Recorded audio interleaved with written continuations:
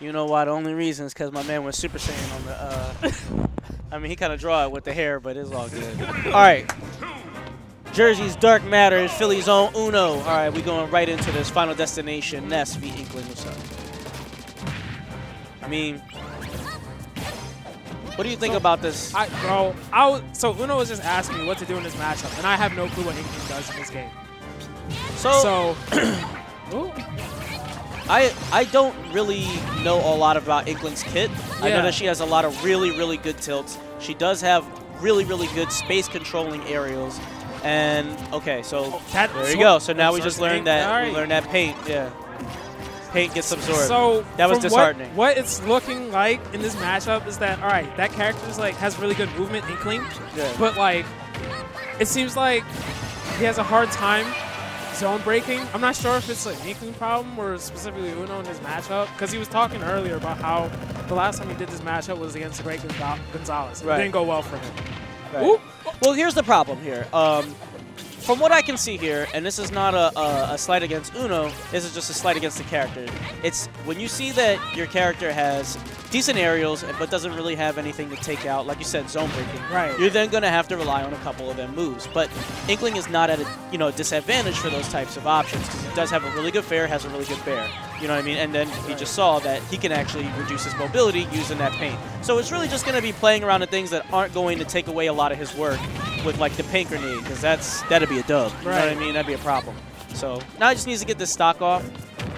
And he's already playing it properly. But I mean, that was a really quick adjustment, and now he's got him off stage. So he needs to take his time. That was a nice thing that he did. Whenever he gets hit with fair, just throws out the grenade, kind of like Snake X. Yeah. So, I mean, the biggest thing to really take away from this, if you're an Inkling player out there and you're having trouble against Nesses and zone breaking, I mean, one thing to just take advantage of is just that, yeah, it can be disheartening to have your grenade just absorbed, but then if you're watching throughout the course of the match, he did land it. You're just going to have to, be unorthodox with your placements. Exactly.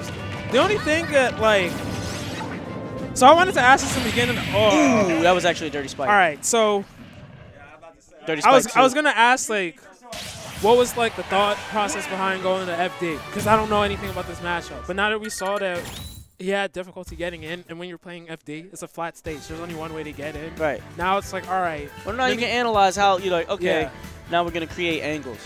I mean, in this type of setup and where you got a character like that, where Ness is basically just going to hug one spot, PK Fire is really frustrating to already deal with. So, I mean, my personal approach, I would probably try to tease it to the air and then try to figure out creative ways on the sides. I mean, if he's on platforms, Inkling already has a really solid, back air, which will cause a pratfall, up air, which will also do enough like sharking, which won't leave him too vulnerable, and Ness doesn't have any tilts or anything that are gonna, attack you below the platform. So definitely air to air or air to ground for Ness versus Inkling is gonna be a problem for Ness, like on paper. Right. And we already saw that he's going to oh, it's time! Is it time? Oh. Oh, dang. Yeah, come on. We're gonna have some fun and we're gonna learn this matchup. We're gonna analyze this. All right. We're gonna pick this apart. So at least that he saw game one, immediately. I can't get it. I need other avenues of approach. Yeah. So we're on town. But we're gonna feel every piece. Cram. Dang, so good.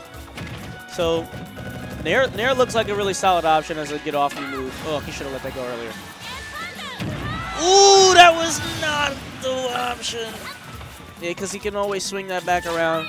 Definitely a learning experience here. All right, he lost a jump. Ooh, gotta be careful. Notice that he's not playing extremely campy, and I don't know if that's just not Darkmatter style to use the yo-yo off stage, but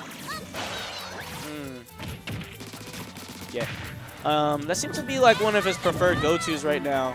I think Uno's just a little bit frazzled on that those last exchanges, just going for go-to damage. Grab. Oh, there we go. Yeah, he's gonna have to be careful and not get too predictable about his entry options. All right, jab. Got the Super Soaker 3000. Oh no, no tech. So I thought as soon as he got him off stage, he was gonna chase immediately. But as soon as he waited, it's just like, oh. You can't hesitate. You either gotta commit to going on stage, you gotta commit to just holding center. Yeah, I mean, that's fine. Like, he could definitely... I mean, off stage right now is really just not where he should put the focus.